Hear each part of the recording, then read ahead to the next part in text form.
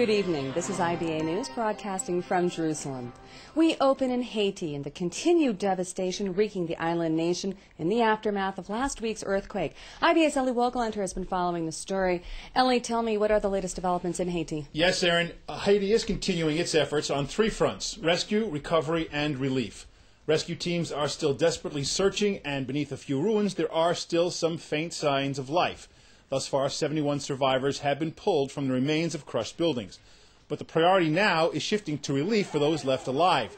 The U.S. military has started airdrops of food and water, and not a moment too soon, as there has been rioting and vandalism. Haitian police have reportedly executed at least 7 suspected looters. Meanwhile, hospitals are overwhelmed with the number of injured. 11 medical units are expected to arrive from overseas shortly to augment the 7 field hospitals already in place. Which brings me to the Israeli effort. Of those 7 field hospitals already on the ground, the star of the show, so to speak, is Israel. In addition to deploying search and rescue units to find survivors, Israel established a field hospital that includes 40 doctors, 24 nurses, medics, paramedics, x-ray equipment and personnel, a pharmacy, an emergency room, 2 surgery rooms, an incubation ward, children's ward, a maternity ward, and more. The field hospital is capable of treating nearly 500 victims per day and performing initial surgeries. That IDF field hospital has earned many accolades from the media as the only aid mission able to do complex surgery in Haiti. It is the ultimate in Israeli Hasbara.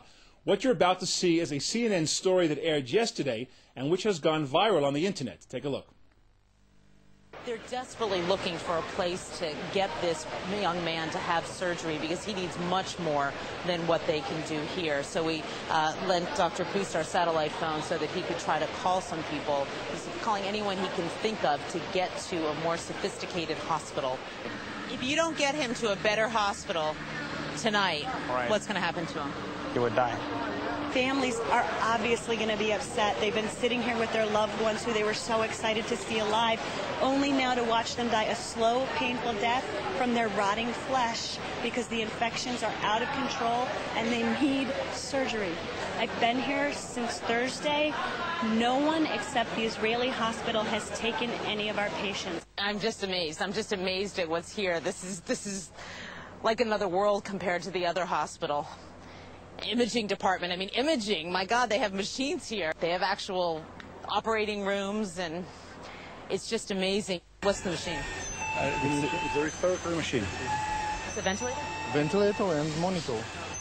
Ventilator, monitor, suction, and oxygen. I mean, they don't have this at the little hospital that I came from.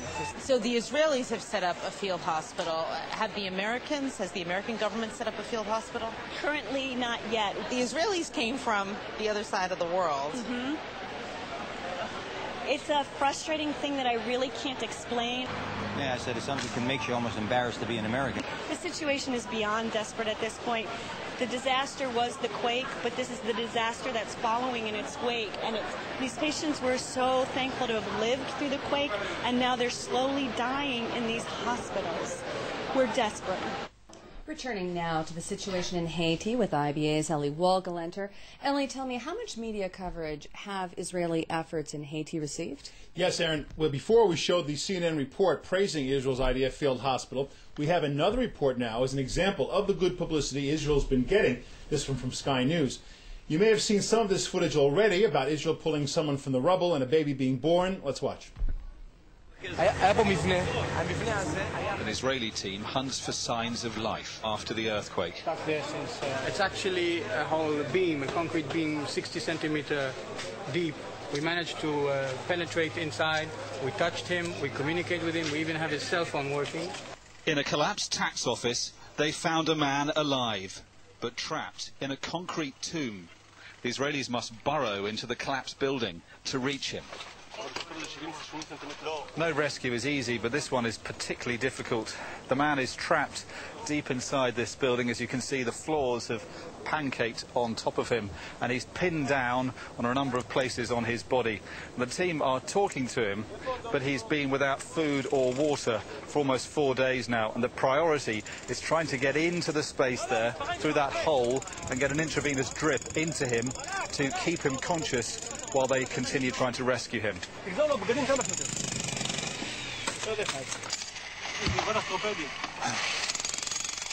the hours pass, the team works through aftershocks, cutting through cement and steel. It's okay.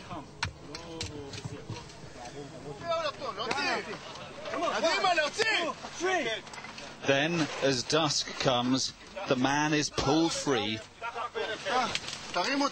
and into the light.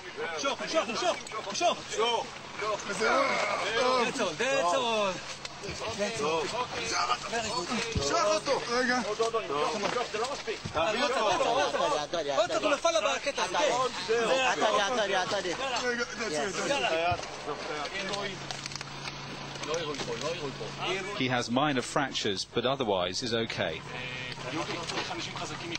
It's taken 8 hours of risky, arduous work for his rescuers, and on their faces it shows. So does the gratitude of the Haitians for what they have done. I feel great, and we hope to save more lives. At the field hospital the man's taken to that night, another miracle.